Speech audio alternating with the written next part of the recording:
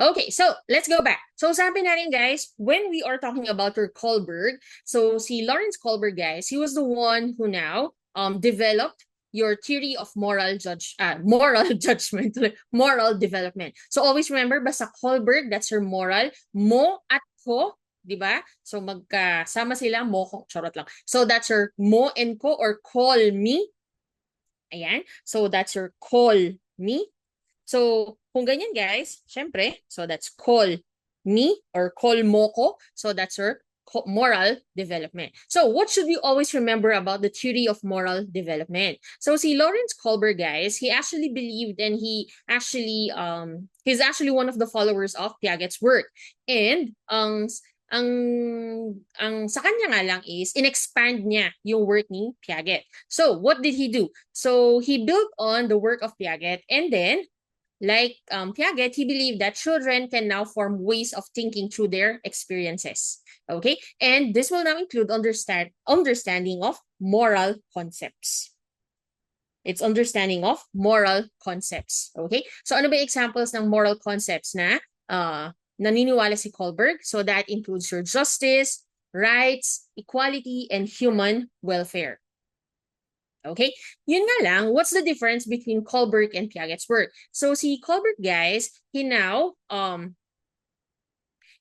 followed Piaget's work, but he extended the ages covered by Piaget. Kasi he found out that the process of attaining your moral maturity, it takes longer. Okay? And it usually occurs at slower paces as compared to what Piaget thought. Okay? So, believer siya ng work ni Piaget. Yun nga lang, sabi niya, feeling niya, mas kailangan i-extend yung age, tsaka mas mabagal yung development. Okay? But still, he also used yung Piaget storytelling technique to tell people stories about moral dilemmas. Okay? Kaya nga, di ba, ang isa sa mga pinakasikat niyang story is that we have your Heinz dilemma. Di ba? So ano na nga ba ulit yung Heinz dilemma natin? If you can remember.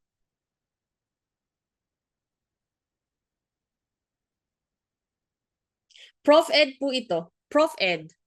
This is professional education.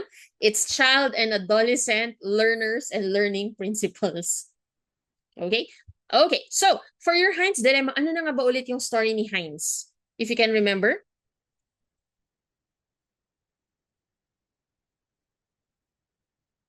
Okay, so si Ma'am Jenna na lang sasagot kasi walang gustong pumansin kay Ma'am Jenna. So ano ang story ni Heinz? So si Heinz, guys, meron siyang asawa. And the wife of Heinz was already dying from a particular type of cancer. And yung mga doctors ng asawa ni Heinz, they told Heinz that a new drug might save her. Okay? And that drug was actually discovered by a local chemist. Yan. And si Heinz, he went to the chemist and he wants to desperately buy the medicine. Yun nga lang, yung chemist, the chemist was charging 10 times the money it cost to make the drug. Okay? And it was much more than Heinz could afford. So, nung tinry ni Heinz na mag-raise ng money, half lang yung kaya niya. Even though na humingi na siya ng tulong sa lahat ng mga kakilala niya, sa family, sa friends. And then he went back to the chemist and he explained to the chemist that his wife was dying and if he could buy the drug at a cheaper price. And then, sa susunod na lang niya babayaran yung balance niya. But of course, yung chemist nag-refuse siya, saying that he was the one who discovered the drug and he was going to make money from that drug. Okay? And of course, si Heinz, syempre mahal na mahal yung asawa niya. Ang ginawa niya, very desperate to save his wife, nung gabi, pumasok siya dun sa store ng chemist, tapos ninakaw niya yung drug. Okay, so what's the moral dilemma for this one? The moral dilemma, guys, is, ang itatanong ni Heinz, ang itatanong ni Kohlberg sa mga kasama dun sa study is that, should Heinz have broken into the laboratory to steal the drug for his wife? Why or why not? Okay? So, dapat bang ninakaw niya yung drug? Would it change anything if Heinz did not love his wife? So, kung hindi ba niya mahal yung asawa niya, gagawin pa rin ba niya yan? What if the person dying was a stranger? Would it make any difference? Should the police arrest the chemist for murder if the woman dies? Yan. So yan yung mga tinanong ni Hines sa mga participants.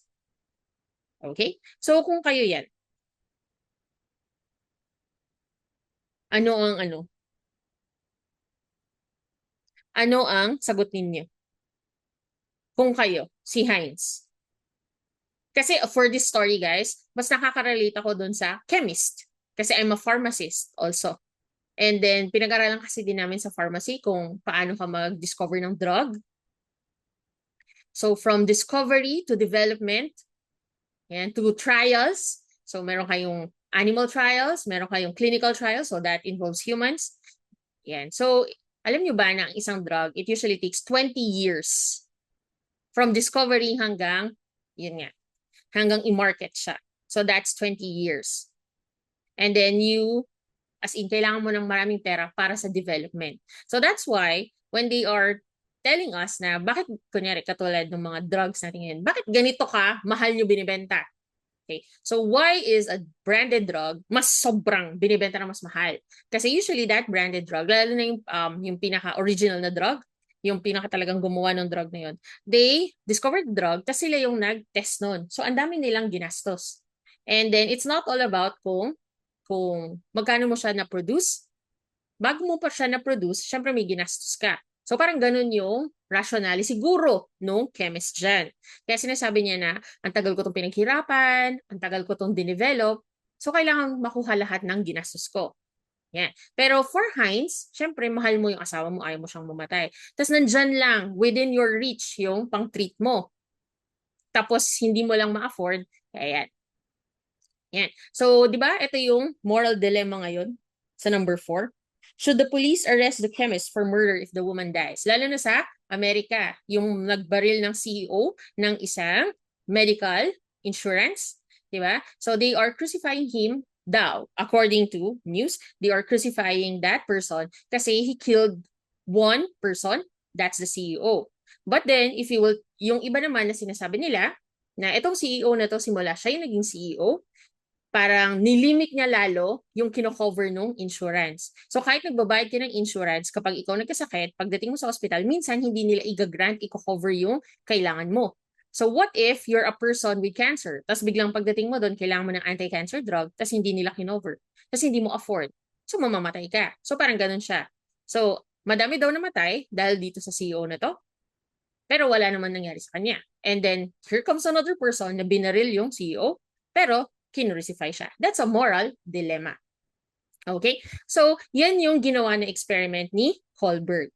Okay? So, that's why with his experiments, guys, he now made your moral dilemmas, and he said that there are now 6 stages.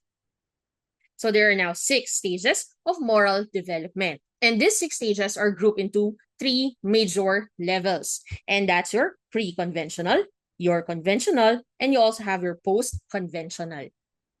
Okay, so this is now, so each level represents a significant change in the social, moral reasoning or perspective of the person.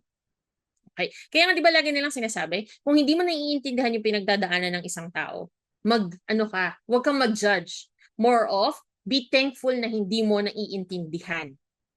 Bakit? Ibig sabihin, hindi mo pa naranasan yung sakit, yung trials na nararanasan niya.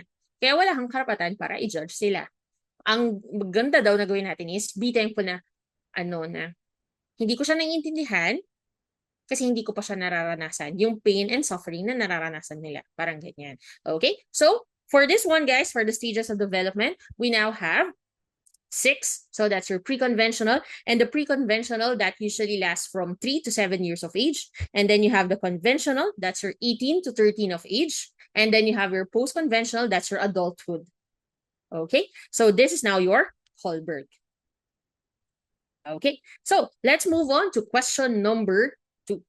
Okay, which of the following is significant or related to cognitive development in the child?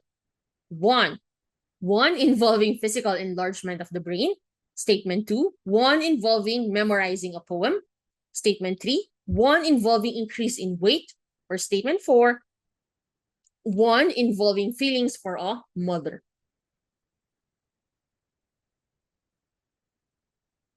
Okay, what's your answer, guys?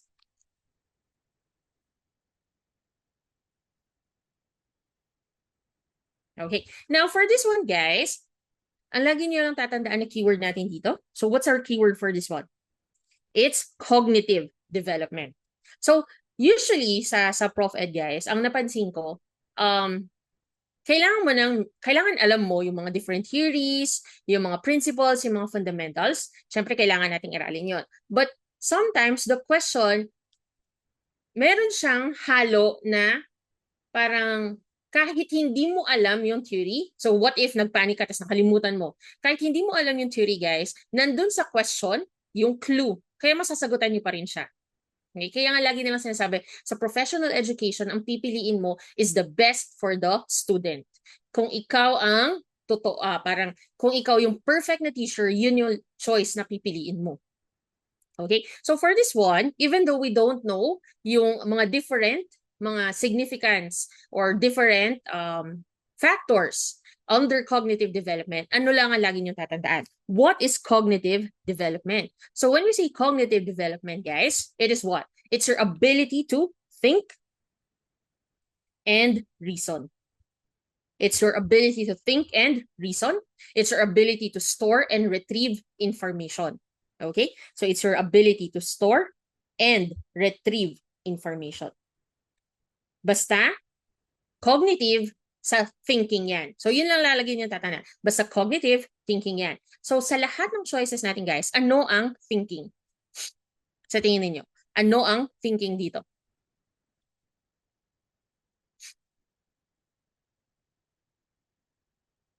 Very good. That's your what? That's your ability, one involving memorizing a poem. Okay? So, kasi pag nag-memorize ka, guys, that means you're able to store information inside your brain. And then, pag pinarecite sa iyo, you have the ability to retrieve that stored information and then say it to the audience. Okay? So, yan ang ating cognitive. What about physical enlargement of the brain? Of course, that's physical development. What about your increasing weight? Anything which can be measured, that's physical development. And then involving feelings for a mother, that's of course, that's your emotional. So this two, that's your physical. Okay? So wag kakalimutan si question number 2, guys. Basta nakita nyo cognitive, it always pertains to thinking. Okay? So kung saan ka gumagamit ng pag-iisip, that's your answer. Okay? So let's move on to next. Question number 3.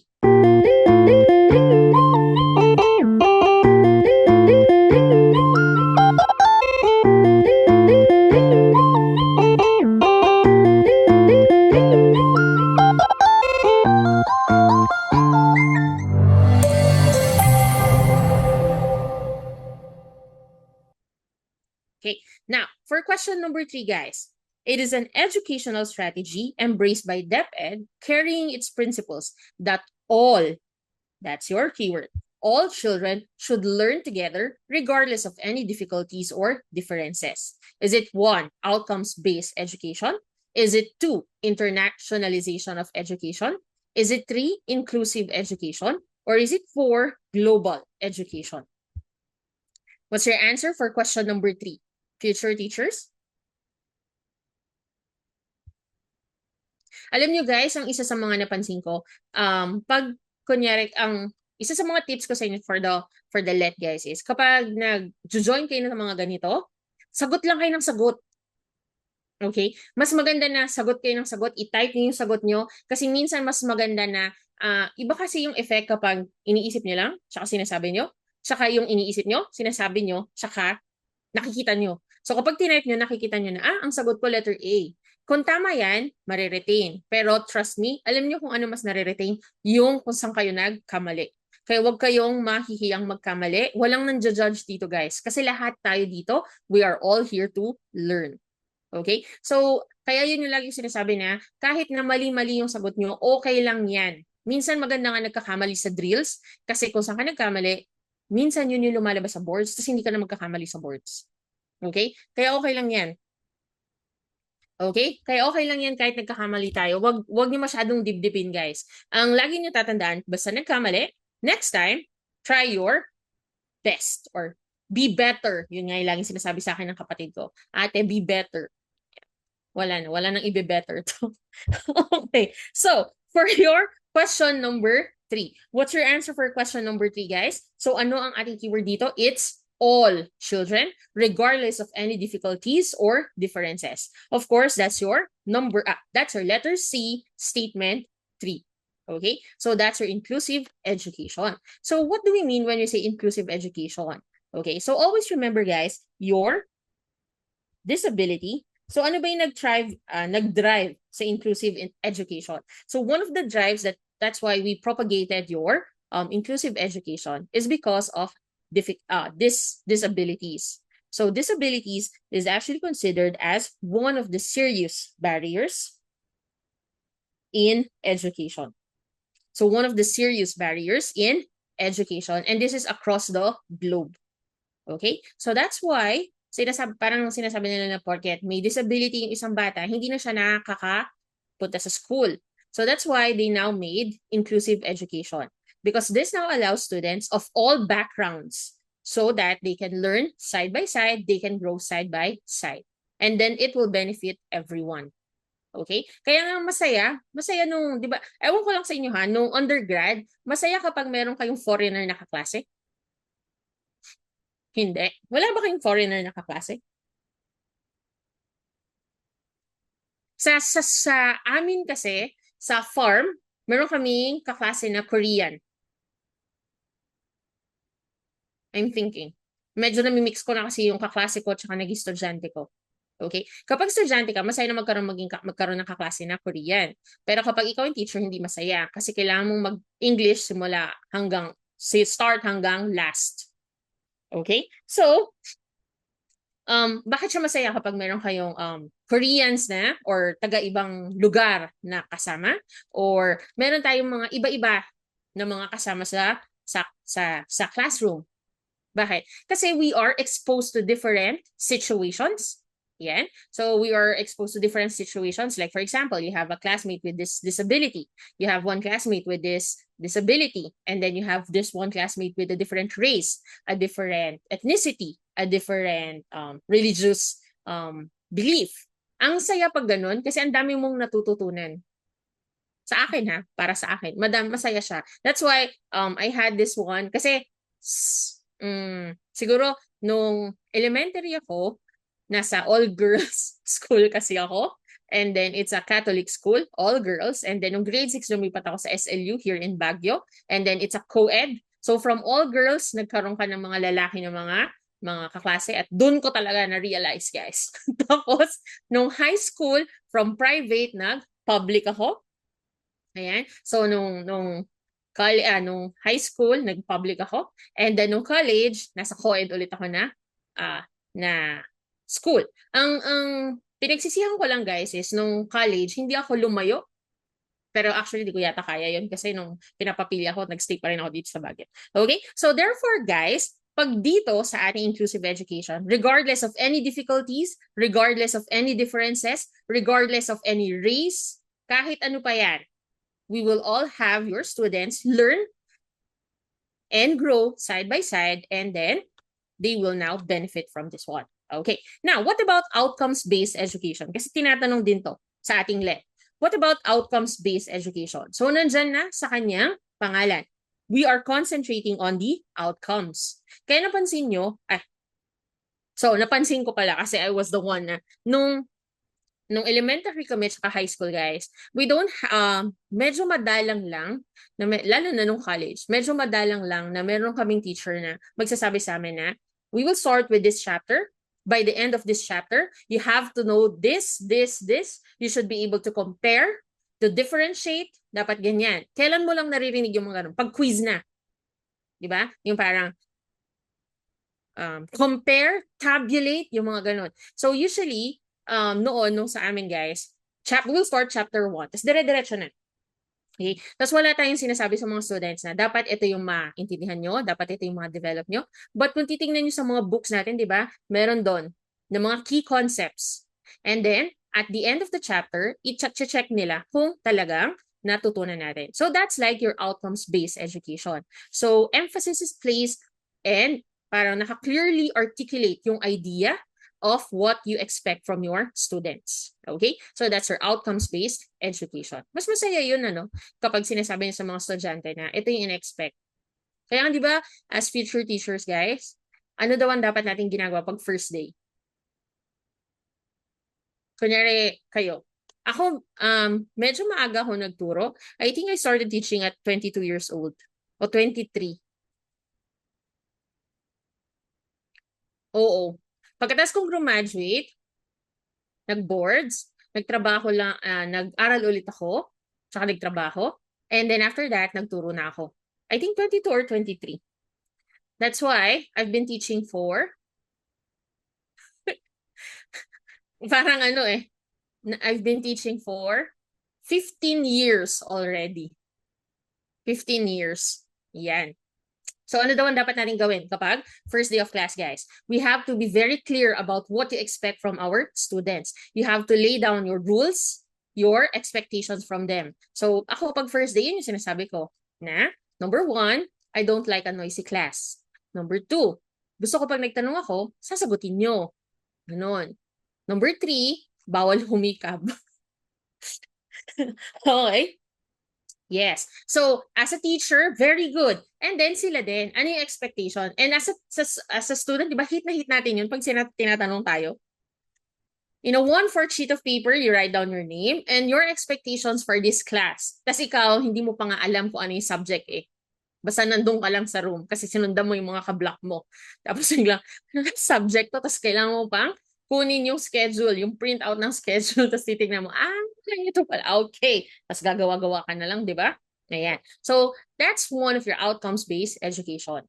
Okay? So, kailangan very clear tayo kung ano yung expectations natin, ano yung mga learning outcomes or learning targets natin. Okay, next, let's start with question number 4.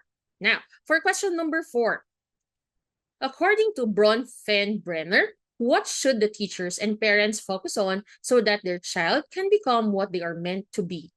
Is it 1, ways of thinking? Is it 2, view of life and the world? Is it 3, moral reasoning? Is it 4, child's environment? O nga pala guys, for our let, ang isang tip ko pa pala is, once you read a question guys, please don't choose yung answer na very familiar sa'yo. Huwag nyo, mali ang pagkakasabi ko, huwag nyo agad pipiliin yung answer na very familiar sa inyo. Kasi minsan, pag nakita natin, uy, moral reasoning, parang na-discuss to Tapos yan yung agad na isasagot natin. Please understand the question first. Yan yung isa sa mga reasons kung bakit nagkamali tayo. Minsan sa pagsagot. Kahit alam naman natin yung sagot, pero dahil masyado tayo na-excite, pinili na natin agad yung una nating nakita nating choice kasi para siyang familiar. That's why very important ang flashcards. Kasi sa flashcards kapag nakita mo yung question, walang choices, mapipilitan kang i-produce yung tamang sagot. Yun yung use ng flashcards para masanay kang hindi malito. Okay? At maghanap ng iba't ibang sagot. Okay, so for this one guys, pwede na nating i-remove si moral reasoning. Bakit si moral reasoning i-remove ko? Saan na nga ba ulit si moral reasoning? Kaka-discuss lang natin. Nasaan si moral reasoning? That's your Kohlberg.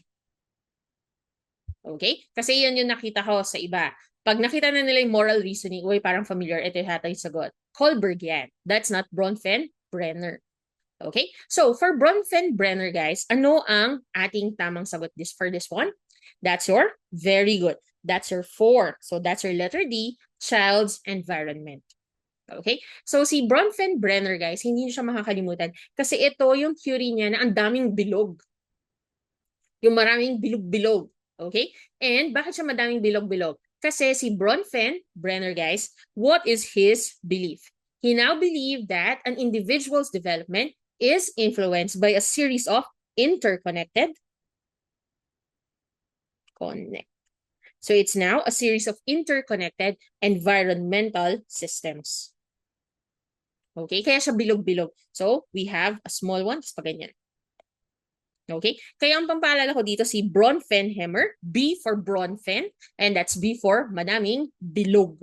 Okay? So bakit sinasabi natin yung madaming bilog? Kasi ito guys, itong interconnected environmental systems na to, it will now, bakit siya kailangang interconnected? Kaya you have a circle which is now inside the circle and these two circles is also inside another circle. Kasi these environmental systems, this can be from immediate na surroundings to a very broad social or societal structure. So para mas maintindihan natin, ano bang tawag natin dyan? Dyan sa ating interconnected environmental systems. So si Yuri Bronfenbrenner, he was the one who now developed your ecological systems theory. Okay? So ano ibig sabihin ng ecological systems theory natin? So this one, it now proposed that your human development unfolds in a nested, ibang kulay. In a nested set of systems. It's a nested set of systems. And these systems, this can be your cultural. So, ang paniniwala ni Bronfenbrenner, guys, is hindi lang isang factor ang nag-i-influence sa isang individual. It's actually different factors, and these different factors, they interact. Okay? Kaya, ang sabi niya, it's interconnected systems. Okay? And these systems, these are your cultural, you have your you have your social,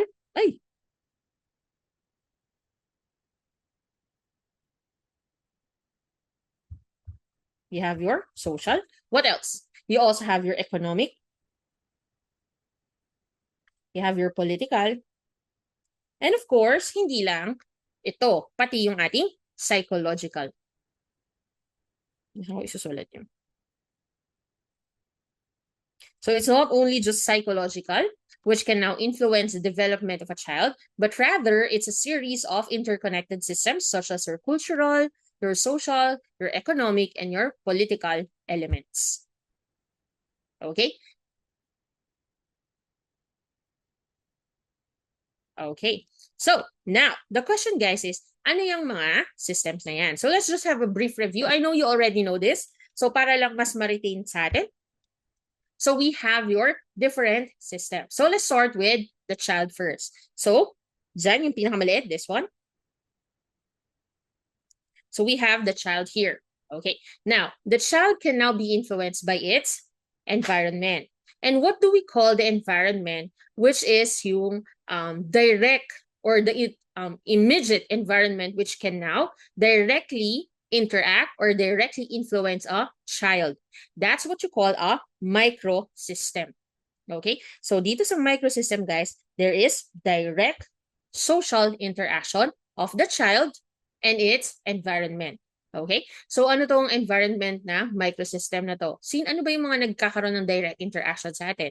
That can be your family, your friends, your classmates, your teachers. So anyone na nakakausap natin, nagkakaroon tayo ng direct interaction, nakikita natin, your neighbors, yung mga servers, yung mga nakakasalubong natin sa kalsada, that can be your microsystem.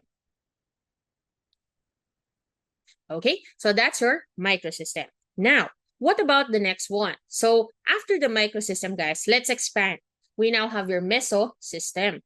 So ang mesosystem naman, guys, always remember, these are now the connections. This is now the relationship between the microsystem. It's now a relationship between your microsystem. Okay? Now, ano ibig sabihin ng relationship between your microsystem? Di ba tayo, we have different lives. So for me, for example, for me, I have a life which is I am a sister. I have a life wherein I am a daughter or a son. Katulad nung laging sinasabi ng mama ko pag ini-introduce niya ako, daughter, son. Okay, hindi mali. Ano na yun, mama? Daughter, son becoming. Yan. So, ganyan niya ako ini-introduce si mama ko. Ayan. So, very fortunate talaga ako sa parents ko, guys. Kasi, lalo na, lagi nila akong tinatanong kung sino yung unang na tumanggap sa akin. I think it's my dad. Diba pa? Kasi nung minsan nakita niya ako na nakapagpagupit, tapos nakaporma and everything. Tapos ang sabi niya sa akin, pogi natin ah, sabi niya sa akin. Tapos, that's when I realized, tanggap ako ng tatay ko. Yan. Okay? So, my mom, I think she took a longer time. Okay, so let's go back. So ngayon, we have different lives, guys. So we have different roles in our lives. So you can act as a student, you can act as a daughter, you can act as a friend. Yan. Now, you have different environments. So yung environment mo as a daughter and as a sister, that is in your family. Now, what if ang mangyayari is your environment within your family will now affect your environment kapag nasa school ka. So, a very good example for me for this one, guys, is, ano ba? Nung college ako, ano, wala ako, wala akong pambaon. Tapos wala din akong pambayad ng tuition. So, doon na lang tayo mag-concentrate dun sa, wala kaming makain sa bahay, for example, like that. So, wala kaming makain sa bahay. So, pag wala kaming makain sa bahay, guys, papasok ako sa school na gutom. Okay. At pagdating ko sa school at gutom ako, makakapag-concentrate ba ako? Hindi. So that means my life, my environment sa bahay, dahil gutom akong pumasok, it will now influence my environment nung ako ay estudyante. That is your meso system, the connection between different environments wherein your child is thriving. Okay? Now, next one. From that, you now have your exo system. Okay. Now, ano naman ang exo system? These are your systems na nagkakaroon ng indirect influence sa ating child. Okay. Now, ano ibig sabihin natin ng indirect influence? So, yung child, nai-influence siya nitong environment na to, pero wala siyang direct contact dito sa environment na to. So, the child doesn't have any direct contact with this environment. So, anong ibig sabihin natin dito na sa wala siyang direct contact? So, for example,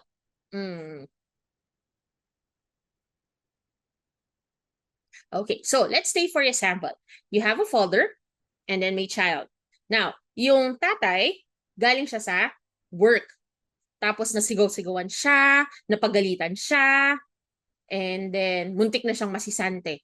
So, nung pinapagalitan siya, syempre hindi siya makasagot, di ba? Usually kapag may boss tayo, hindi tayo makasagot na, edi ikaw kaya gumawa yan. Di ba? Hindi naman tayo ganun. So, therefore, anong gagawin niya? Lulunukin niya lahat ng pride niya, lahat ng gusto niyang rebuttal, paano ng pronunciation nun? Sorry, Dax.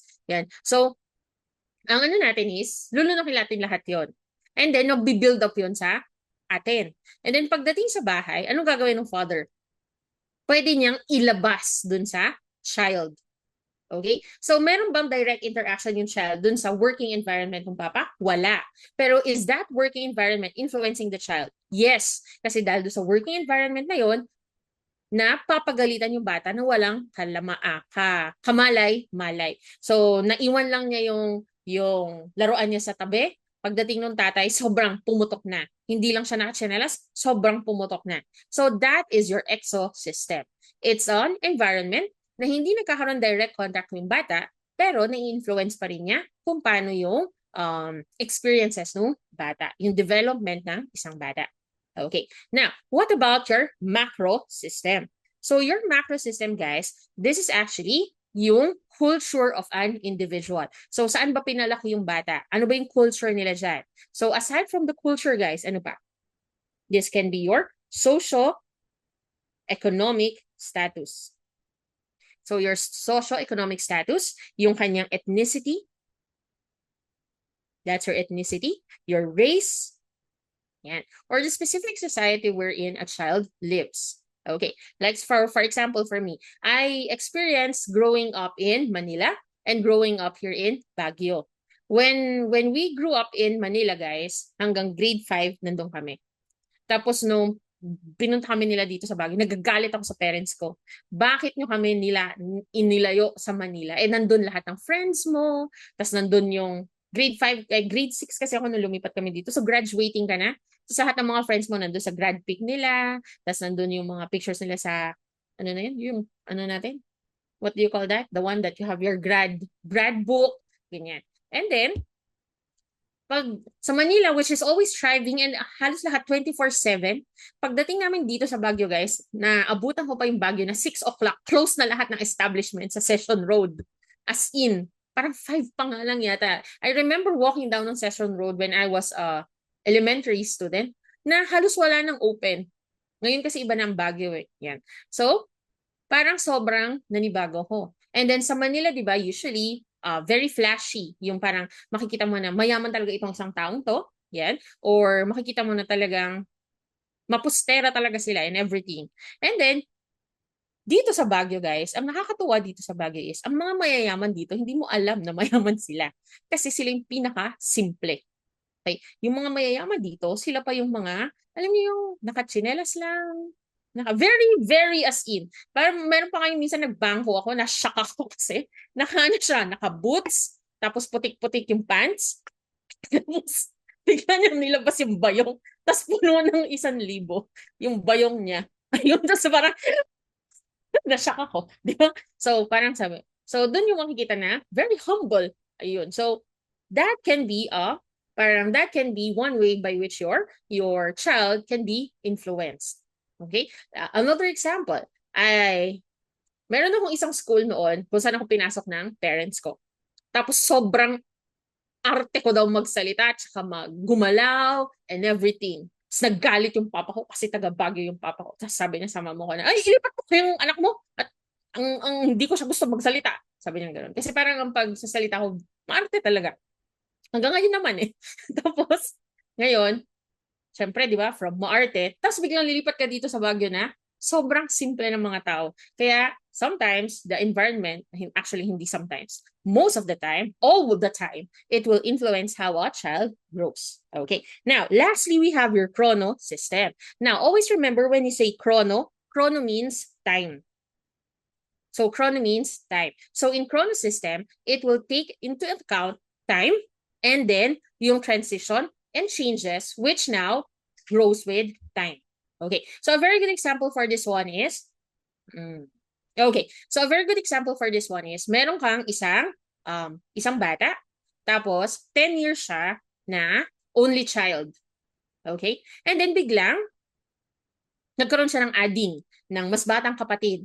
Usually pag ganun, yung 10 years, 15 years ka na mag-isa, tapos bigla kang magkakaroon ng mas bata, ano yung nangyayari? Di ba parang nagkakaroon sila ng jealousy, nagkakaroon ng fighting for affection, for attention.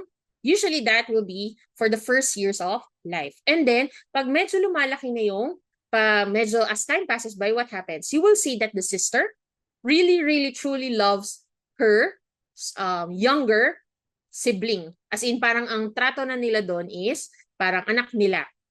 Yan. So, that is chrono system. Sa point in life na to, different siya after a few years or after time passes by.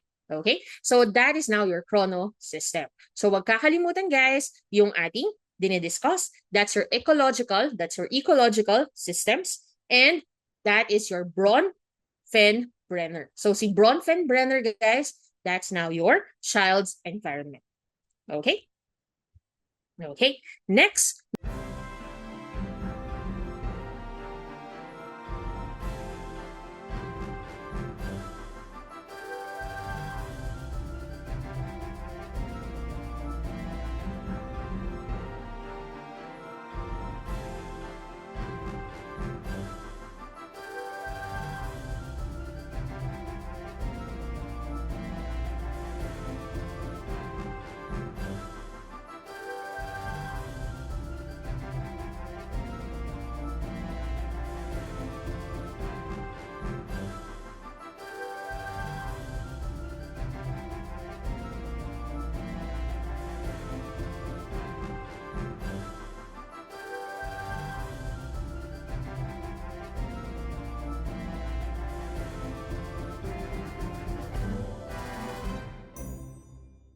number 5.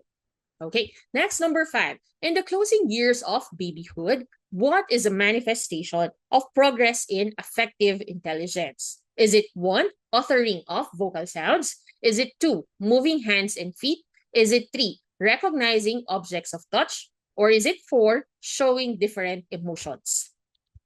Oh, like for example, this one, ang kailangan nyo lang tandaan guys is yung keyword natin, affective. So when we say affective, what does that mean? That is always what? Emotions. Very good. That's your emotions. So when you say affective, guys, that's usually your emotions. Okay? So that's your ability or the skill to recognize, to manage, to respond, to regulate, and communicate your emotions very effectively. At sa lahat ng choices natin, guys, sino dyan ang may emotion? That's, of course, your statement number 4, showing different emotions. Okay? So, usually guys dito, kasi 'di ba may babyhood. Yan. So, lagi niyo tatandaan in babyhood, during uh when you are an infant, you now develop your emotions. And usually we begin showing our primary emotions. Okay? Kaya kung mahilig kayo sa Inside Out,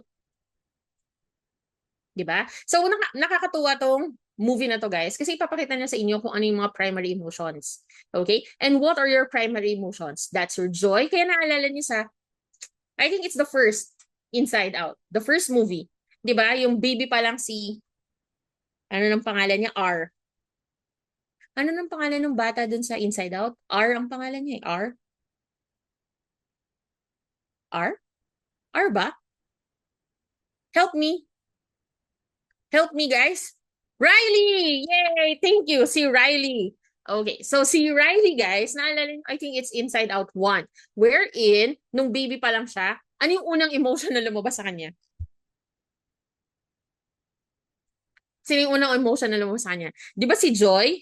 Di ba siya yung una? Naalala niyo yun? Oh, sa 2 ba yun? I forgot na kasi medyo na pagbabaliktad ko na yung dalawa. So si Joy, and then, di ba? Tas, di ba, tawa lang ng tawa, ganyan. And then, ang sunod-sumunod, si Sadness, di ba?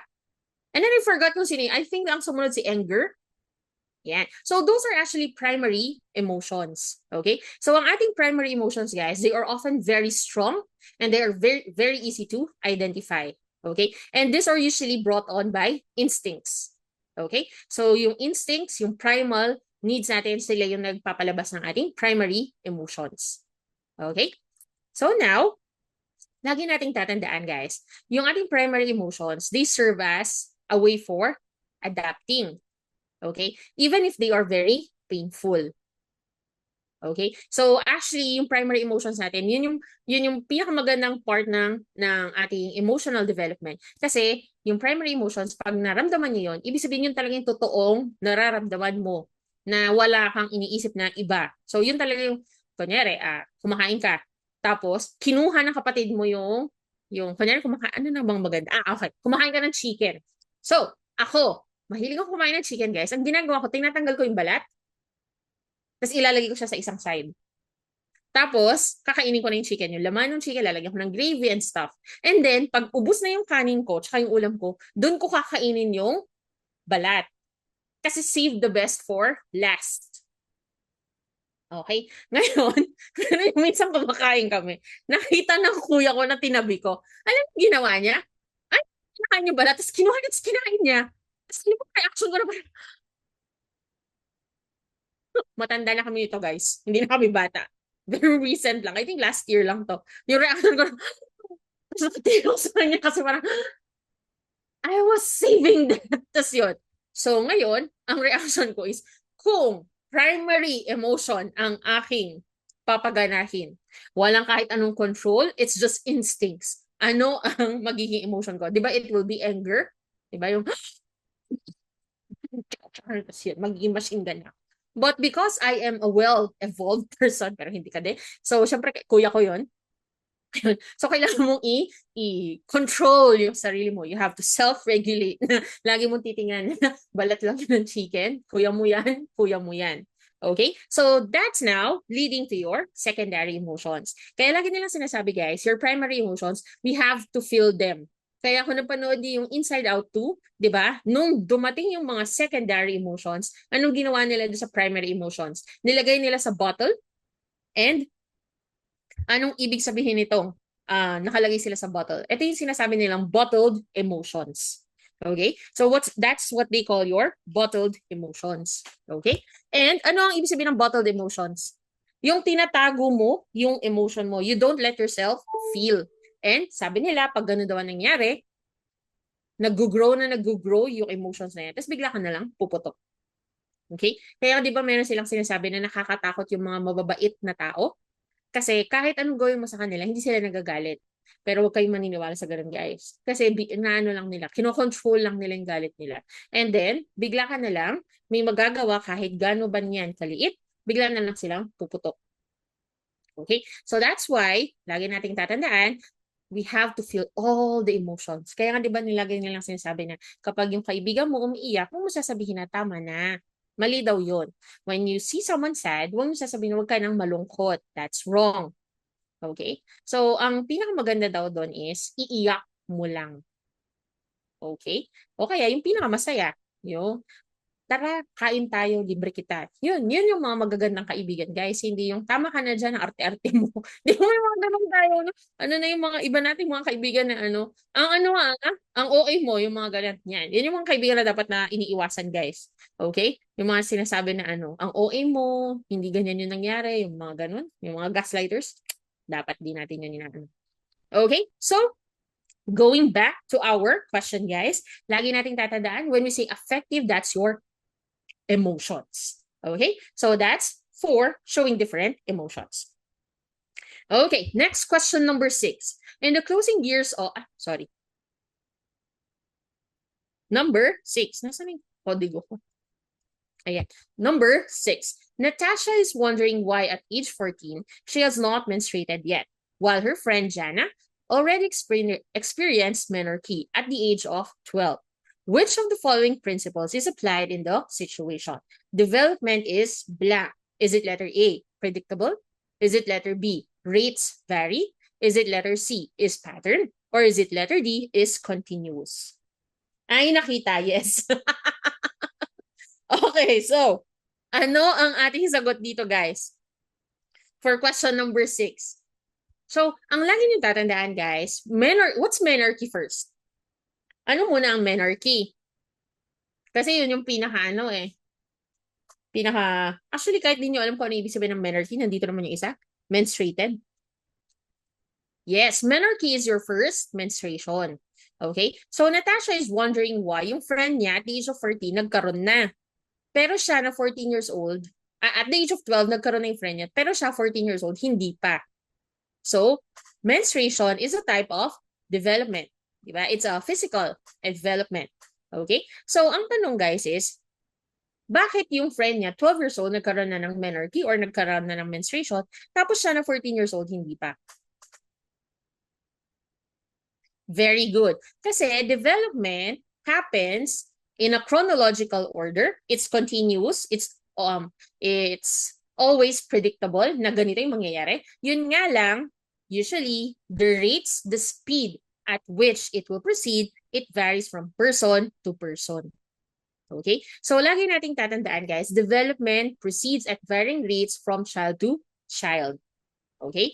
So ano yung reason bakit nagkakaroon ng varying rates? Kasi all children, they are individuals with their own styles, yung strengths, yung interests, yung environments, that's a very important, and patterns of development. So we also have different genes, we have different characteristics. That's why iba-iba ang development natin. Okay? So kayo guys, kailan ba kayo unang nagkaroon ng? Yes, very good. Your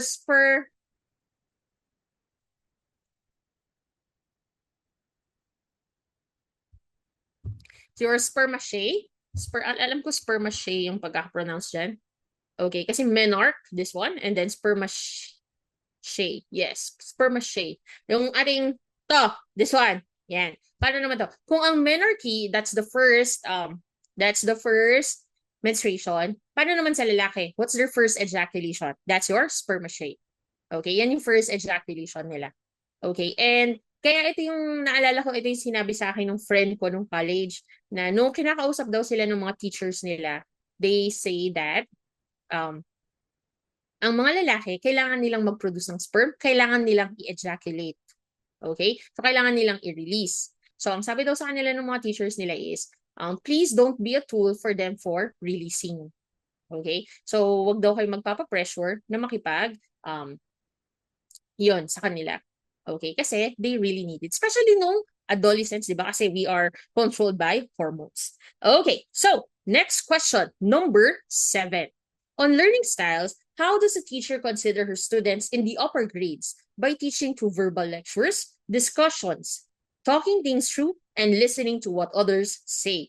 Is it letter A, auditory learners? Is it letter B, global learners? Is it letter C, tactile or kinesthetic learners? Or is it letter D, visual learners? So ano yung mga keywords natin dito? Verbal lectures. What else? Discussion, talking, and listening. They're all sounds. So therefore, very good. That's our letter A. That's our auditory learners. Okay? Now, what about your tactile? Paano pag tactile? Ano naman ang keywords natin dito? They use their hands. So if it's tactile, we make use of hands. Okay? So ano ba? Paano dyan? You take notes, you underline, you underline, you highlight. Okay. Now, paano pag kinesthetic? Pag kinesthetic naman, guys, this is whole body movement.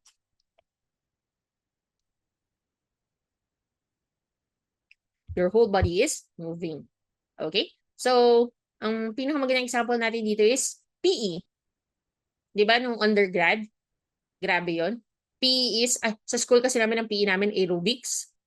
Ayan. So, tapos 7:30 in the morning yun ng Monday. Okay? Tapos 7:30 hanggang 9:30. Naalala ko yun eh. Kasi pagkatapos ng 7:30 to 9:30 namin, English yung susunod. Tapos yung teacher namin, pagpasok niya gano'n, as in, hindi niya yata napigilan. Sabi niya, is PE your first subject in the morning? Sabi niya. Tapos, ayun. Sabi niya gano'n, can you please make sure na ano daw, na nakapag-groom na kami ng sarili namin bago kami pumasok sa class. Kasi imagine yung kaka-aerobics, tagaktak yung pawis pa, tatakbo ka pa from another building. Kaya hindi mo din naman siya masisisi. Okay, now, what about our visual learners? Pag yan ay visual, guys, always remember, we are more of the print. So you can be reading. Okay. Or, you close your eyes and you recall. Usually, nagagawa natin to, di ba, pag quiz. Lalo pag tinanong siya. Ako ganun kasi ako minsan. Pag may tinanong, tapos, ang nai-imagine ko is yung notebook ko. Tapos, di ba kaya minsan meron kayong mga kaklase na bigla silang pipikit, tapos gaganon pa sila. O kaya nandun ka sa classroom, tapos nandito yun. Sinulat ni mom yun dito eh. Tapos, in-encircle pa niya. So, that can be a visual. Okay? And of course, you have your global. See, global guys, your global learners or your global individuals, as the name implies, global. So they usually deal relatively with large and abstract issues. So they usually look at it as a whole, tapos hindi sila nagpo-focus dun sa mga details. Okay? So that's your question number 7. So basta sounds yan, that's your auditory.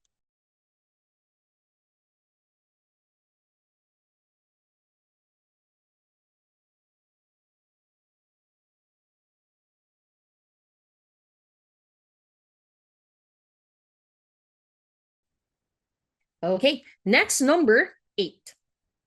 Number 8. On development milestones, what is one of the characteristic accomplishments of the 6 to 12-month-old child? Is it 1, plays with boys and girls? Is it 2, develops sense of right and wrong? Is it 3, begins to understand sharing? Or is it 4, perceives mother or father as a separate person? Is it letter A, 1? Is it letter B, 2? Is it letter C, 3? Or is it letter D, 4? Okay, so dito guys, medyo ako mismo, na-stress ako dito sa question na to.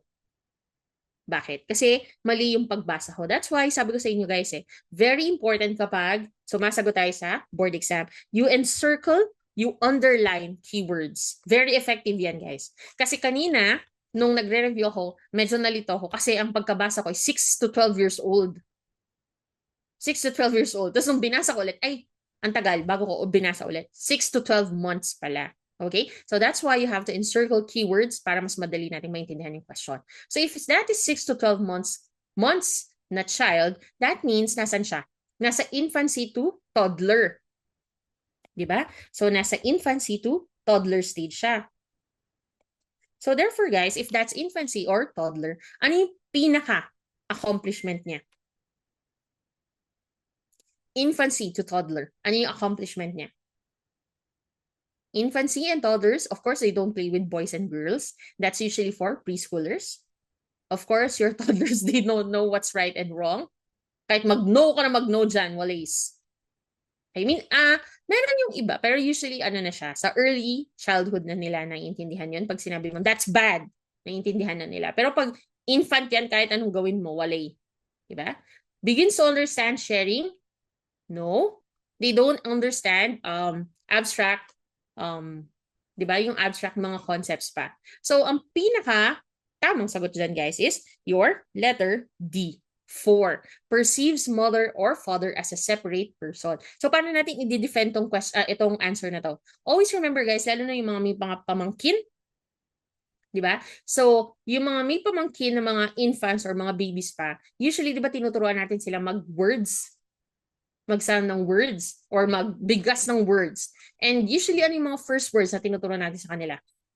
Mama and papa. Kaya nga 'di ba, one way to trigger a child to say mama and papa, kuya and ate and ading is by addressing each other like that. So 'di ba dati ang tawagan nila is baby, mahal ko. Ngayon nung nag-asawa na sila at nagkaroon na sila ng anak, ano nang tawagan nila?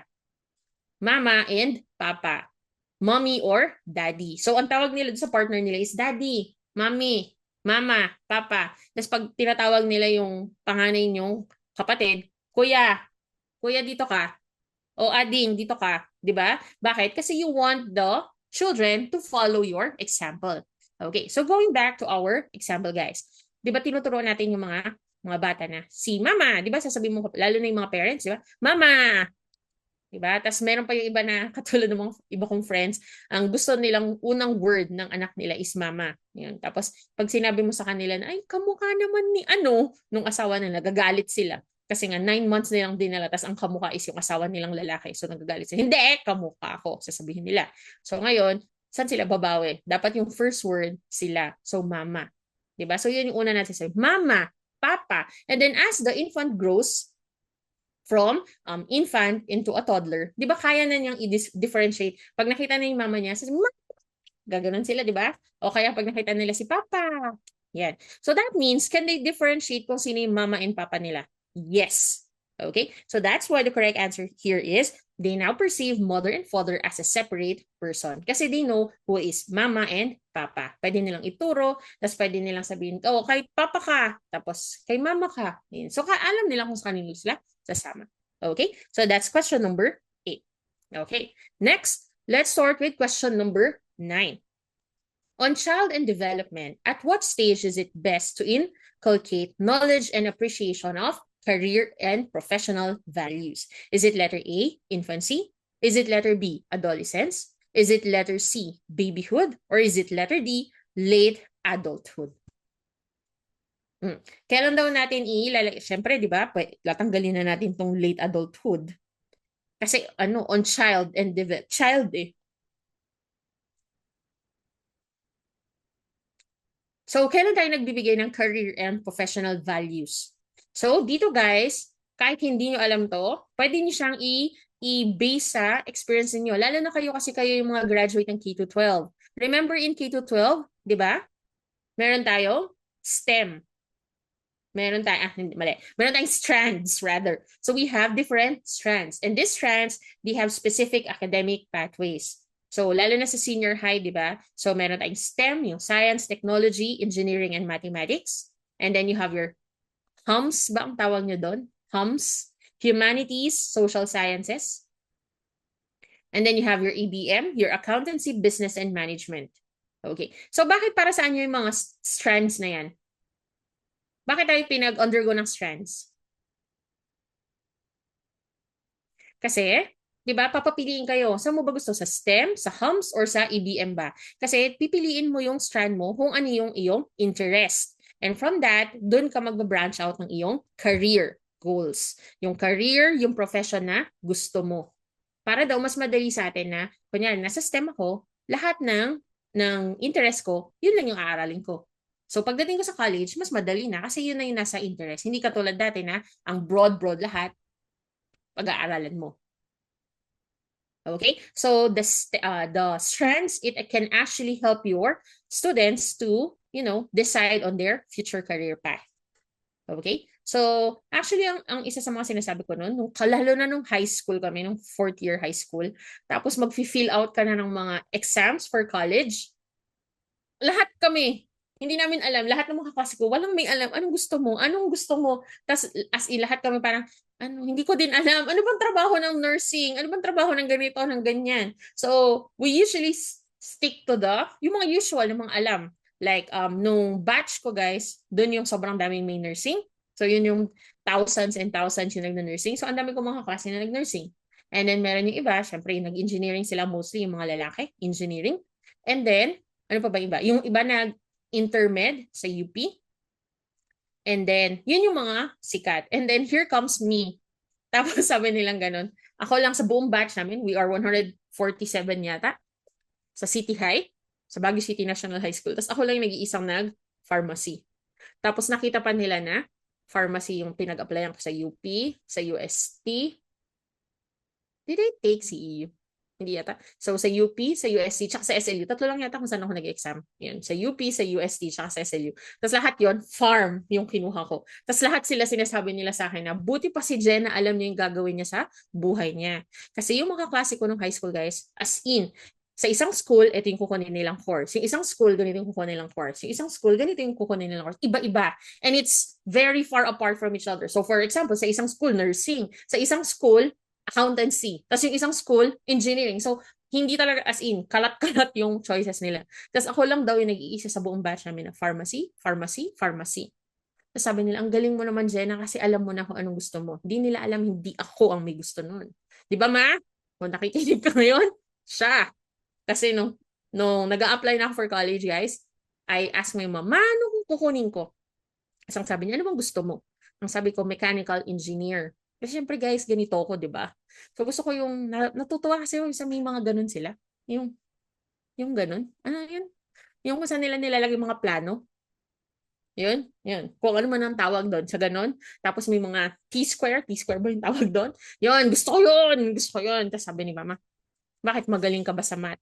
Sabi niya. Sabi ko, okay, sige, wag na. So, sabi ko, ano na lang, katulad mo. Kasi yung papa ko kasi, mekeng. So, sabi ko na lang sa kanya, kaya siya mekeng, kaya gusto kong maging mekeng. Kasi gusto kong maging katulad ng papa ko. So, sabi ko, ikaw na lang yung katulad mo. Chem-eng. Sabi ko, chem-eng. Tapos sabi niya, bakit magaling ka ba sa chemistry? Sabi niya. Ay, sabi ko, sige. Sabi niya gano'n, ano yung last na gusto mo daw? Kasi tatlo yun, di ba? Tapos ang sabi ko, sige, HRM. Kasi very, gusto-gusto ko kasi yung sa pagmamanage ng hotel and everything. Yan. Tapos sabi niya, wag yun anak kasi mahirap kumuha ng trabaho pag ganun kasi ang dami nang nag-HRM, sabi niya. Sabi ko, sige, ano bang gusto mo? Tapos yun, bigla siyang nag-launch ng kanyang speech. Mag-farm ka. Anak, kasi yun, pwede kang pumunta sa ibang bansa. Sa Amerika, malaki ang sahod doon, sabi niya. Kaya lahat ng choices ko, farm. Tapos alam niyo ba, nung magpo-4th year ako, gusto kong mag-shift. Tapos ang sabi niya, wag na anak, tapusin mo na lang. Okay? So that's why, guys, I think it's very important for adolescents to have yung katulad ng ginagawa nila ngayon, yung may career day. Actually, sa Amerika, uso to, kahit sa bata. They invite parents to share kung ano yung ginagawa nila sa careers nila. So may pupunta doon na engineer, pupunta doon na accountant, lawyer, para alam natin kung, parang gusto ko yung ginagawa niya. Kasi yun yung isa sa mga napansin ko, lalo na sa batch namin. Hindi namin alam kung saan pupunta ang mga buhay namin. Okay? So that's why we now have adolescence. Kasi in adolescence, this is now the stage we're in. There is very high development of cognitive functions. There is very high development of cognitive functions. Okay? So, mas naiintindihan natin yung mga very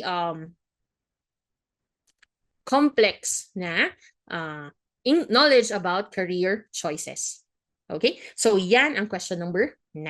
Ooh, what does this button do?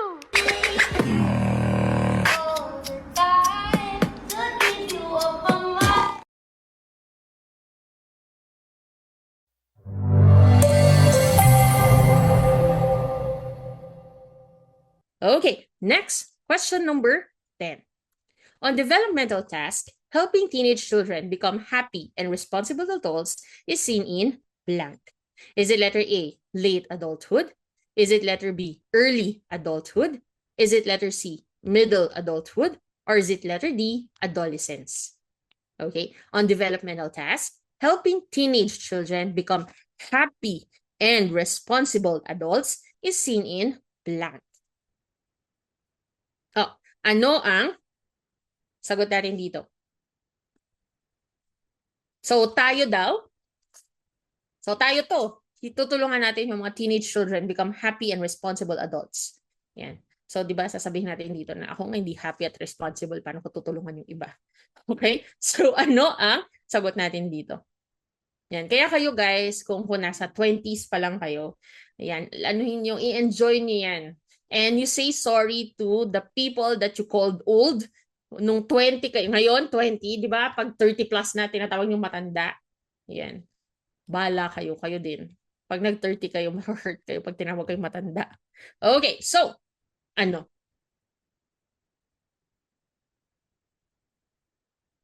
Ano ang sagot natin dito?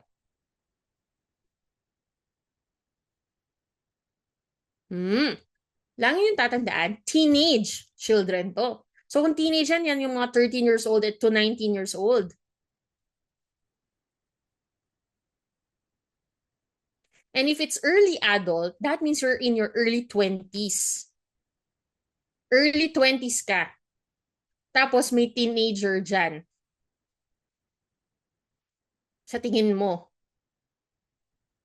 matutulungan mo siyang maging happy and responsible? No. Kasi ikaw mismo at early adulthood, you are not yet responsible. Responsible ka na ba ngayon?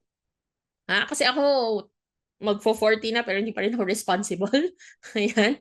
At very, very sure akong hindi ako happy.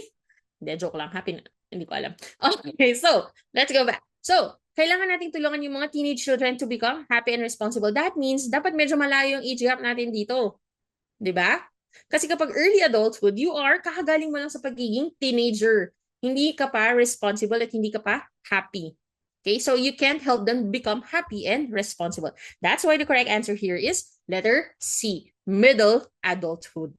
Okay, so dito sa middle adulthood, guys, according to Harvey Gert's developmental task theory, middle adulthood, which is usually 30 to 60 years old, isa yan sa mga tasks natin. We have to help our teenage children to become happy and responsible adults.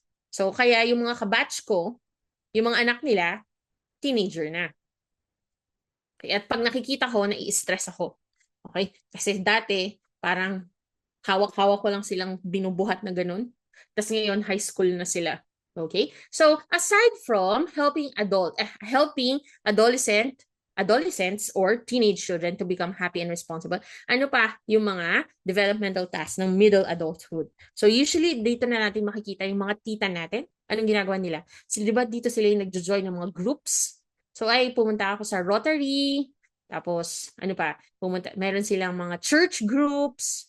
Yan. Tapos, meron silang outreach programs. Kasi during the middle adulthood, ito yung nagkakaroon tayo ng social and civic responsibility. Yan. Kasi dito na tayo dapat, sabi kasi nila dito, sa age na to, stable ka na daw dapat dito. That is false. Okay? So that is false. Okay? Tapos dito, kaya mo nang tumulong sa iba guys kasi meron ka ng career. So you have satisfactory career achievements. Tapos dito ka na nagkakaroon ng leisure activities. So dito na yung nag-join nag-take up sila ng mga hobbies nila. Like for example, yung iba nag-golf. That's one. Actually, parang yun lang yung alam ko na na ginagawa nila pag medyo tumanda sila. Golf. Ano pa? Leisurely activities. Kasi ako guys, kahit nandito ako sa age na to, yung mga hobbies ko, hindi siya pang adult. Pang bata pa rin siya. Nagpi-PlayStation, nagsi-Switch, gumagawa ng Gundam. Yun yung mga leisure time activities. Okay? And of course, you already have a spouse here. So you refer to your spouse as a person. So ang ibig sabihin lang nun guys, that you relate to one spouse as a person is that, syempre nagpakasal na kayo and then you have to live together. So kailangan ng compromise, kailangan masanay ka na nandyan siya. Yan. So that's spouse as a person. And of course, we have to accept the changes happening to us.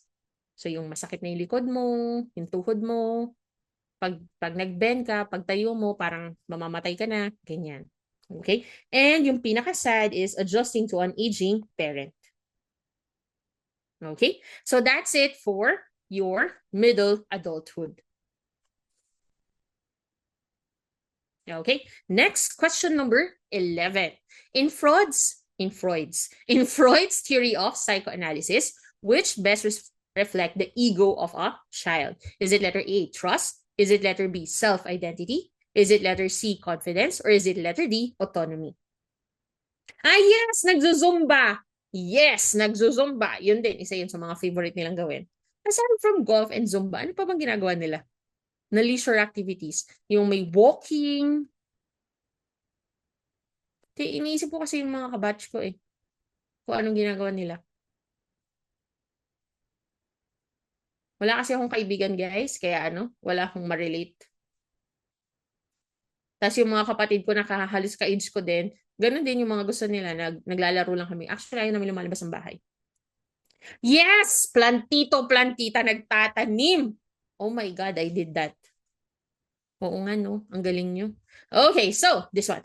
Very good for this question, guys. Kasi dito, mayroon tayong, this is one of the questions na iba-iba yung sagot. So, for question number 11, guys, lagi nating bago natin sagutin, ano muna ang lagi nating tatandaan? In Freud's theory of psychoanalysis, guys, he now described the personality structures as having 3 components. So, may 3 components ang personality daw ng isang tao. So, you have the id, the ego, and the super ego. Yan. So, we have the id, the ego, and the super ego. Okay. Now, ano yung id muna? So, si id, guys, it operates on the pleasure principle. Okay. So, this is a very vital. Ito yung unang nade-develop, si id. Okay. So, usually, this is seen in a baby. So, it works on a pleasure principle. And the only important thing is satisfaction of needs. So, ito yung pinaka-importante dito. Satisfaction of needs. So, ano ibig sabihin nito? Ang ibig sabihin nito, guys, is merong kailangan yung baby, dapat isatisfy mo. Kasi nga, pleasure principle siya. Kailangan masatisfy yung needs niya para maging okay si id. Okay? So, the id is a part of the unconscious mind. Yes, very good. And it will now create basic urges. So, yung mga basic urges na yan, kung gutom ka, kung hindi ka komportable, yan. Kaya di ba ang baby, how do they communicate with us? They cry if they are, kung gusto nilang kumain, kung gutom sila, kung may masakit sa kanila, yon. So, the id will tell them na, uy, gutom ka na. Tapos hindi ka pa rin pinapakain, sige, iyak tayo. Yan. So, that's it. Walang control ang id. Okay? Especially in babies. And ang id, kailangan lagi siyang nasa-satisfy. Okay? Now, as the infant grows, from a toddler to a preschooler, nagre-relate na siya sa environment. That's why your ego, this is now your reality principle. So it now operates on your reality principle. So kung ang id ay pleasure, ang ego ay reality. Okay, now, anong ibig sabihin natin sa reality? Ang ego, guys, it actually is the one which now decides na, alam niya, so it is now conferring with the id. So yung id, sasabihin niya na, may gusto ako. Ito yung gusto ko. Kasi nga pleasure, id. And then here comes ego. Si ego, guys, it always takes into account reality. So alam niya na meron tayong needs, si id, na kailangan nating masunod. Yun nga lang, alam din niya na hindi pwedeng porket ito yung gusto mo, kailangan mong gawin na agad. So it knows that if you give in to your impulses or if you are selfish, meron siyang negative consequences. That's your ego. So ang ego natin, it will now be the voice of reason and it will now determine kung ano yung best response in a situation. Okay? So let's say for example, may bata, gutom. So that's an infant. So, iyak lang siya. Pero since hindi nga natin sila makausap, kailangan natin i-satisfy yung need ng bata. So, kailangan natin silang pakainin. But as the child grows into a toddler or preschooler, tapos sila ay gutom, tapos umiyak sila at nag-tantrums, anong gagawin ng parent? Mapapagalitan sila, mapapalo sila. Lalo silang hindi bibigyan ng pagkain. Kasi sasabihin ng parents na, ganyan ka ha, sige, pumunta ka sa kwarto mo. Walang lunch, walang dinner, ganon. Pero syempre dito sa Pilipinas hindi masyadong ginagawa yon. Sa Amerika lang. You go to your room without dinner, ganon, di ba? So, pag ganon, alam nung ego na, ay, dati nung nagwala tayo, hindi tayo, mas lalo tayo nagutom. Kasi, pinupunta tayo sa kwarto. So, ang sasabihin ni ego is, hindi na tayo pwedeng mag-give in na dahil gutom tayo, magwawala tayo. Di ba? So, lagi siyang in reality. So, it actually controls the id. Okay, now, what about your super ego? See, super ego, guys, it's more of a moral aspect. So it's like your conscience. Okay, so it will now exert influence on things which are right and wrong. So therefore, guys, ang ating ego, it actually balances your id and your super ego. May need, tapos may morality. So si ego yung nagsasabi na, oy, dapat dito tayo sa need, pwede natin yan magawa. Okay. Ngayon, may split decision. Si id or si superego. Si ego yung magde-decide saan ano yung pinaka-best para masatisfy yung pareho. Okay? So therefore, guys, is id deciding which is the best response? Yes. So therefore, if it's the one deciding, if you are able to decide ano yung best response, that is what? That's your letter D, autonomy. Okay? So that's your letter D, autonomy. Okay? So the ego of the child is letter D, autonomy. Okay, next, number 12.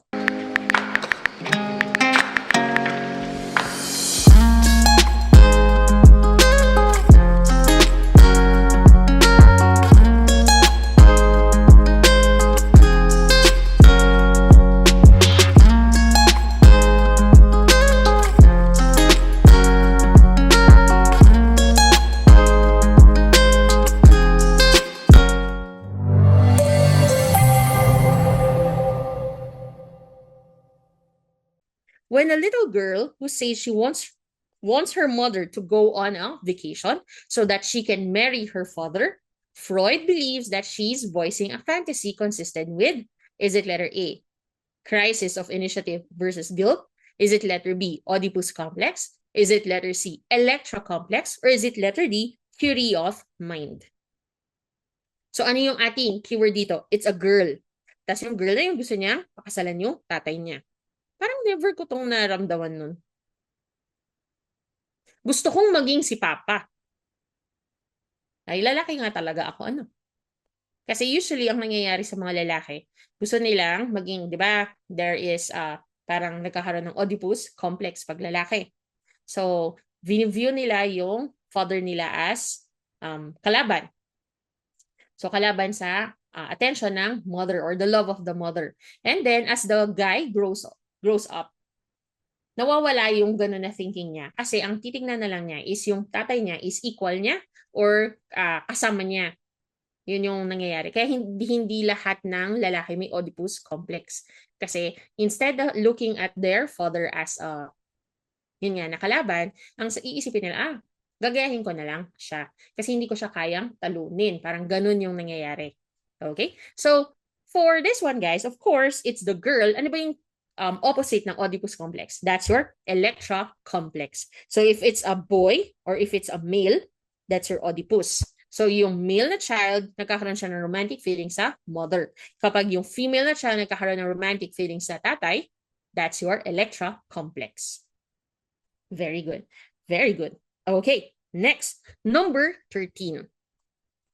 Isidro, a 5-year-old boy, can hold his pen and write his name with his right hand. Which term describes, bakit mali?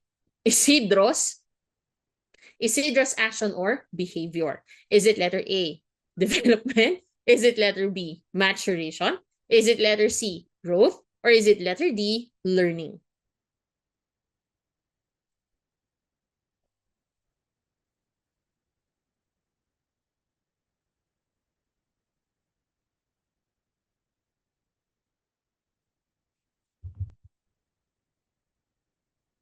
Okay, so before we answer this question, guys, of course, we have to define first.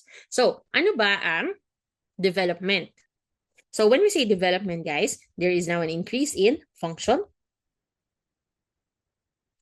and skill.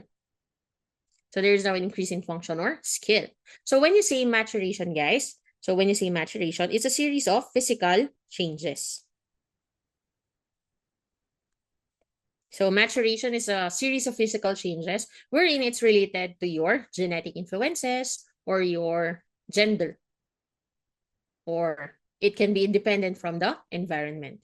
Okay, so that's your maturation. Now, what about growth? So pag growth, guys, these are also physical changes. Okay, and ito, lagyan natin, sequence of physical changes. What about growth?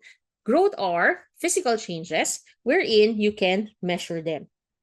So increase in size, in height, in weight, that's your growth. Okay, now what about learning? So learning can now be defined as a relatively permanent change in behavior. It's a relatively permanent change in behavior. Okay, and this usually occurs as a result of experience. So may na-experience ka, mag-change yung behavior mo, that's what we call your learning. Okay, so let's go back to the question, guys. Meron tayong 5-year-old boy. Dati hindi niya kayang mag-hold ng pen. Ngayon, kaya na niya. Dati, nung sinilang siya, hindi niya kayang i-write yung pangalan niya. But now, kaya na niya. So therefore, are there changes? Yes. Is there an increase in function dun sa hand? Kasi di ba dati, yung mga bata, hindi nila kaya, ganyan sila mag-hold ng pen, tapos ganyan sila magsulat. Pero kapag you can write now, you can do that. Yeah. So therefore, there is increase in function and skill. So therefore, the correct answer for number 13 is letter A, development. Okay, let's move on. Next one. Number 14. Which state of the psychosexual theory does young boys experience rivalry with their father, or their mother's attention and affection? Is it letter A, latency? Is it letter B, oral? Is it letter C, anal? Or is it letter D, phallic? Oh, may sumagot na agad dito, oh. Hindi ko pa tinatanong, nasagutan na niya. Okay? So, dito guys, psychosexual theory, di ba rivalry? Kapag boys to their father, that's Oedipus. Kapag yan ay girls to their mother, that's Electra. So, kailan daw nagkakaroon ng Oedipus at Electra? Very good. That's your letter D, the phallic stage. That's your letter D, the phallic stage. Diba kasi the phallic stage, ano ang ating erogenous zone dito? It's the genitals. It's your genitals. So dito guys, dito sa phallic stage, ang mga children, they are very interested what makes a boy and a girl a girl. What makes them different? What makes a boy and a girl different from each other? That's why may makikita tayo ng mga bata. They usually look at their genitals. Yan. And then they, ganun. Ayan. So yan. That's your phallic stage. Okay. Just a review guys. Ano naman kapag yan ay oral? Di ba pag oral, ano ang erogenous zone? That's your mouth. Okay, so usually, di ba yung mga babies, ano ang gusto-gusto nila gawin? Sinasak nila, di ba? Every time they pick up something, they suck on it. Or, katulad ng ginawa natin, eto. Ako daw nagturo sa kapatid ko magsak ng thumb.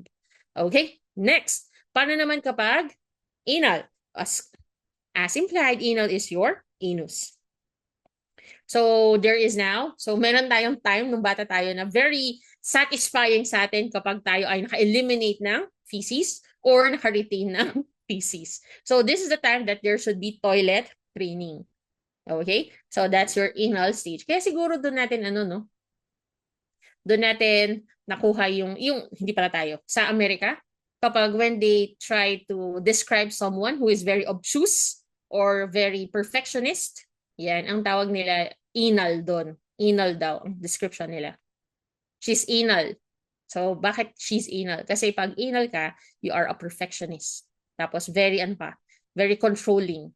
Yan. So, bakit? Kasi nakuha nila yun sa anal stage. Kasi meron tayong tinatawag na anal retentive. So, pag anal retentive, you are obsessed with control, with cleanliness, and perfection. Okay? And we have your latency. So, ano naman si latency? So, usually sa latency, as the name implies, latency. So, parang inactive ang ibig sabihin ng latency. So, sa latency, the sexual urges are repressed. Okay? So, the sexual urges are repressed kasi we are more focused on yung pag-develop ng physical attributes natin, the physical skills. Okay, so for question number 40, kailan nagkakaroon ng Oedipus and Electra complex? That's your letter D, phallic.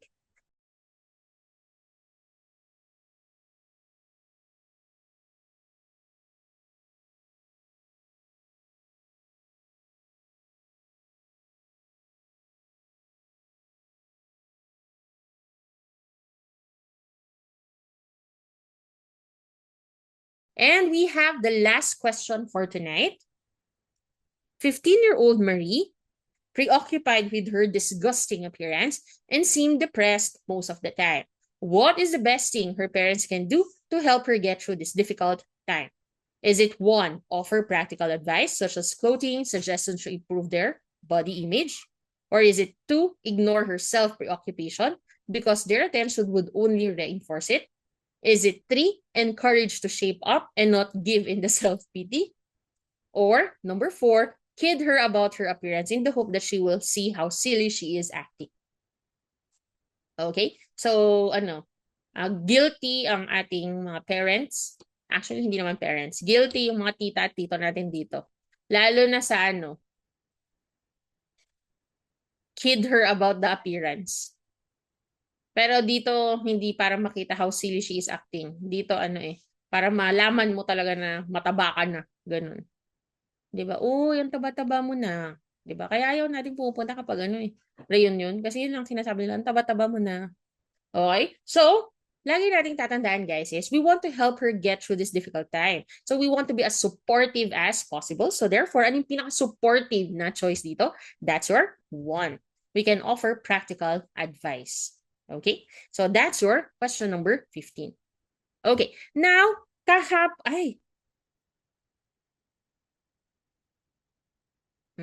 okay. So, skip na natin yung ibang parts dyan. Okay. So, dito guys, dagdag ko lang. So, dito guys, always remember that during adolescence, di ba dito tayo, sobra tayo, anong tawag doon? We are very focused on our physical appearance. Remember in high school, tsaka nung mga early stages ng college, lalo nung first year and second year, di ba, sobra tayong fixated sa itsura natin. Tapos yung third year, fourth year, wala na tayong pakailan. Di ba? Hindi na nga tayo hindi na nga tayo nagpa-plansya ng uniform. Okay. Ang nasa isip na lang natin is makapag-exam, pumasa, ganyan. But during the adolescence period, di ba? Hindi tayo lalabas ng hindi tayo sobrang forma. Okay. Yes, third year and fourth year kasi wala na tayong pakailam sa mundo. Kaya ang nasa isip na lang natin is thesis, graduation, at ihabol lahat ng requirements. Kaya wala na tayong pakailam sa itsura natin, di ba? Kaya nga, di ba, lagi nilang sinasabi. Lalo na yung mga naging estudyante ko, tsaka yung mga klase ko na nag-med. Nung nag-med sila, as in sobrang, I'm sorry, I love you guys. Pero, as in sobrang wasak yung itsura nila nung nag-med sila. Lalo na nung resident sila, ay hindi pala. Nung PGI sila, hindi pala PGI. Nung fourth year sila, yung PGI medyo pa sila eh. Medyo maganda na sila nun. Nung fourth year sila, nung internship, nung internship as in sobrang wasak yung itsura nila. And then para silang, nung nakagraduate na sila, nung naging PGI na sila, para silang biglang nag-transform. Okay? So bakit? Kasi parang sobrang stressed, and then, nung medyo nakagraduate na sila, tapos magre-review na sila sa board exam, yun, medyo naging mas okay sila. Pero nung nagre-review ulit, bumalik ulit sila sa wasak. Okay? So, nung adolescent tayo guys, lagi nating tatandaan that we are now thinking about our body, the changes, and yung most especially is, who am I? So, ano ba tayo dito sa mundo na to? Okay? And according to Erickson's psychosocial theory of development, specifically for stage 5, ang task natin as adolescents is that we have to identify our ego and we have to avoid role confusion. Okay? So, gusto natin malaman kung how do we fit in this society, and then ano ba ang buhay, ano ba yung self-image natin. Yan. So, that's what we are trying to address during adolescence. Okay? That's why, kaya may picture dito kasi. So, how do we help adolescents na hindi sila ma-confuse? We have rites of passage. Kaya during the olden times, hanggang ngayon, di ba meron tayong cotillion? Tsaka meron tayong debut. Yan, yung cotillion, tapos yung debut. So, the cotillion is usually for children na mas bata. And then, they are taught about yung mga, anong tawag dito? Etiquette, tapos social standing, yung mga ganyan. How to behave, behaviors, ganyan. So, ganyan yung ginagawa nila. Tapos, meron din tayong debut. So, yung mga nag-debut, alam nila to. Yan. So, anong ibig sabihin ng cotillion? Anong ibig sabihin ng debut? Hindi ko alam kung anong tawag sa lalaki. Debut din, di ba? I'm not sure kung sa lalaki. Ayun. So, ano yung mga yan? Yung baka di ba parang, grabe naman, 18, nag-18 siya, nag-debut siya, sobra. Ganyan. So, ano yung ibig sabihin ng mga yan? So, those are actually rites of passages. So, ano ba ang ibig sabihin ng rites of passages? Kasi, these are mga ginagawa natin, these are activities wherein it will signify that we are moving up to the society. So, dati kids tayo. Ngayon, we are being treated as an adult. So, meron tayong rites of passages. And those rites of passages, they help your children know that they are developing from adolescents to kids into becoming young adults. Okay? Kaya nga, di ba, ang suggestion ni Erickson is nakakaloka. Sabi niya, pagka-graduate daw, sometimes children, after they graduate high school, they still don't know what they want in life. You don't know what to do with your life. So, sinasuggest ni Erickson na mag-break tayo. We can take a break for ourselves. And then, he suggests that you take a trip to another country. Ganyan. You can quit school. You can get a job. Kaya sa ibang bansa, uso yung gap year. Hindi na tawag nila. Kapag narinig nyo to, yung tinatawag nilang gap year, after nila mag-high school, hindi sila mag-aaral ng isang taon, or yung iba, several years silang hindi mag-aaral, tapos babalik sila sa pag-aaral ulit. So, ano yung ginagawa nila sa gap year? They are trying to find themselves. Itong gap year na to, pang mayaman lang yan. Hindi yan pwede dito sa Pilipinas. Okay? Kasi, di ba kailangan natin graduate at magtrabaho na. Okay? So, these are examples of your rites of passages. Okay. And before we end, guys, I just want to clarify pala nung last na meeting wherein I told you yung magkakaiba tayo ng sagot.